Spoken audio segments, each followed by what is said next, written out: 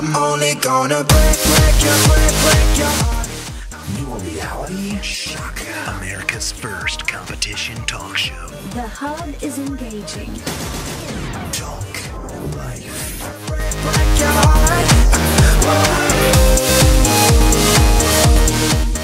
Good day and welcome to the Hub Internet Show. I'm your host, Joel Aaron, joined all this week by Joe and Greg on the panel, who will have a face-off debate they didn't even know about a little later on this segment, and then we will allow you to vote on who won on all this week, and we'll post the winner next week on Wednesday's show. I'll tell you who won. We'll have one of these two gentlemen come back to defend their seat on the panel, the other one go home and cry a river to his spouse, and that's the way the game is played. So glad to have you aboard. If you want to be on the show in the future, shoot us an email at hubpanelist@gmail.com. Okay, there's an interesting story right now, especially in light of the fact that we're coming up on the summer, and the summer heat will be bearing down upon us soon. And they are now saying, according to AOL News, that your sunscreen may give you cancer because vitamin A itself, which is the cancer-producing agent and the radiation that you get from being out in the sun. Apparently, the sunscreen, the SPF, has been a cancer causer. They're finding this out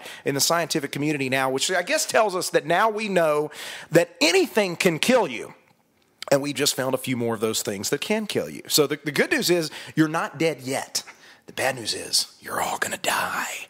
And so I got to ask you guys, does this come as a surprise to you that something they've been telling us for years is actually going to save us and save our skin will now kill us? Or is this something that you're like, it was just a matter of time, Joe? Just add it to the list. Add it to the list. Add it to the list. The list is a mile long of the different things that are good for you in January, bad for you in February, and 10 years later, the cycle continues. So sunscreen is going to kill you. Stand in the shade or cover yourself with sand or whatever you're going to do, or slap it on. Skin gets pasty and yeah. Well, if you're going to go out and just recreate in the sun, people have been doing it since there were people. Mm-hmm. So since there was sun. Well, maybe there was some time between that. Yeah, in between there, a couple of. But the point is, if you're going to worry about sunscreen causing cancer, you've got too many things on your mind to be on vacation. So it's just a matter of time. Basically, the fact that one thing is not harmful, and science has proven this, is basically just an open invitation for science to bite itself in the butt 3 months down the road, or 6 months down the road, or whatever. Greg? Right. Well, if it depends which cancer is worse, I guess. Is melanoma skin cancer worse than the cancer caused by the vitamin A that's in the higher SPFs? I don't know. But apparently that's a new concern, and you'll probably have to wait for Johnson & Johnson to come out with the cancer-free vitamin A sunscreen, and hopefully the sun won't burn you too bad either. Yeah, which I'm sure will cause birth defects in your children at some point. They'll find that out 6 years down the road. Don't sunbathe pregnant, okay, ladies? That's the deal. That's the difference. Roller coasters will kill you if you're too tall. Yeah, a pregnant stomach is only SPF 8, ladies. Yeah, so. Exactly. And you'll find that out 6 years from now after you've been doing it the wrong way for the previous 6 years. Okay, so we got to talk about Facebook some more because all of us, 400 million of us to be exact around the world, live and die by this thing now. They actually, I got a new phone recently, and Facebook is on the phone now. I can update the pictures, update all the stuff. I know I'm catching up with the rest of you folks. But the point is they now have a group doing psychological studies online, and they are looking at the gross national happiness index as it relates to Facebook posts and mining the Facebook database, which by the way scares me to begin with, that they're actually looking onto your Facebook page for information on you.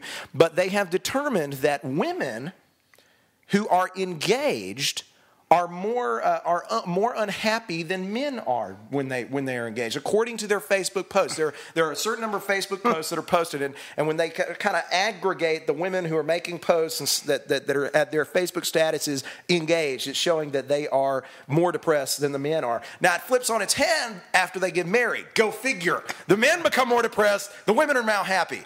Why do you think this is, and do you even buy this? Because personally, I don't even think a woman is going to put that kind of a comment. Who's going to expose themselves to that much potential public shame?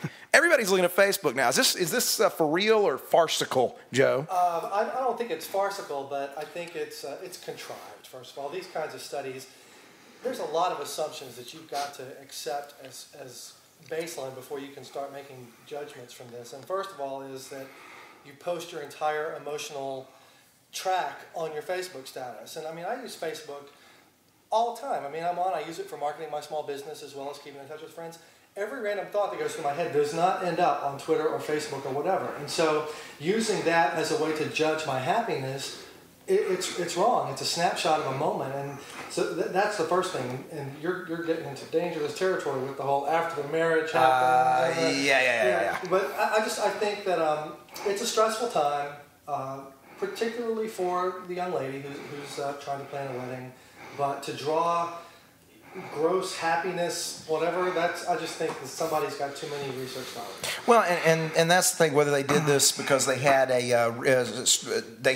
actually a grant for this sort of thing. I don't know how you get a grant for this sort of thing, but I honestly just think this is one more thing to blame Sarah Jessica Parker and Terry Hatcher for in the women in our lives. Before the programs came on the air, there's nothing to it. But Greg, I mean, does this really mean that women are more upset about engagement, or just that men are too fearful of the women to post how they really feel, or that men never say how they feel? Well, I think we act like we need to have this right to privacy, and yet at the same time we're posting some of us do post their every little thoughts on Facebook, and a lot of times the woman will be the one posting, "Oh my God, I can't find a dress." Now that could be perceived as being negative, but really that's just kind of a, "Hey, I'm shopping for my dress today, ha." I think it's more of, "Hey, look, I'm acting unhappy, but I'm being the sad clown because, or the opposite of the sad clown, where I'm acting unhappy, but really I'm pretty psyched that I'm going to be getting married soon." But the news came out last week that Apple, for the first time, has climbed on top of Microsoft in the revenue to the company because of the products that Apple's been creating. So there you go, Bill Gates. The gatekeeper is Steve Jobs. He's in the room now, and you should go back to your garage and make something useful, because what you're doing is not being bought at the same level. Okay, so I'm back down to planet Earth. But the debate here on the Face Off debate today is Steve Jobs versus Bill Gates. Which philosophy is going to win out in the long run? Is it now, based on the new numbers coming out, is Apple going to usher in a new era for computing, and it's all going to be based on hardware? Or is it the Bill Gates category? Does software climb back on top in the long run, and Microsoft still wins the day? Who's the top bidder in the long run, Apple or Microsoft, and why? 90 seconds on the clock, 45 seconds per person. Joe, you get the first say. Go. All right. Well, I'll start by saying I'm a PC guy. I'm farthest thing from a Mac evangelist. But I have to give credit to Steve Jobs for innovation on this stuff. iPad came out, 2 million in the first couple of months. I mean, the thing is selling like crazy. Apple made computing technology cool for everyone, and especially the creative class. And as that has become more and more prevalent in society, I think that's going to continue. I think for the foreseeable future, we're going to see a back and forth tussle between Apple and Microsoft and maybe some of the other players. These gadgets come out. I know that the competitors for the iPad are already starting to leak out.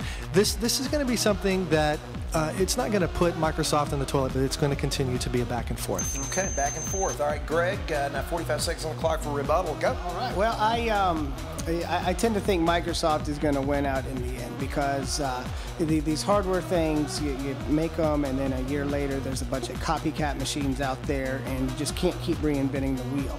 Microsoft has delved into the search component, which I think is a really good strategic move on their part. Their search engine Bing is going to rival Google eventually, because it was fairly ingenious. They came up with something that's going to be used as a verb and may even get into the lexicon of American culture, where, "Hey honey, go Bing the movie directions tonight." And it's I think search is the future. They're going to be trying to compete with Google on that. Don't forget, they also have the Xbox, and with 3D televisions coming out down the line, they may be able to make some kind of hardware that incorporates 3D gaming. So I think Microsoft wins in the end, and final answer. All right, so there you go. Bill Gates is still going to come out in the end, and the feud rages on. So software is going to win, and hardware is going to be back and forth trading it off. A little bit of a nuanced answer. Was it Joe? Was it Greg? And we'll see you tomorrow on The Hub. When the sun shines, we shine.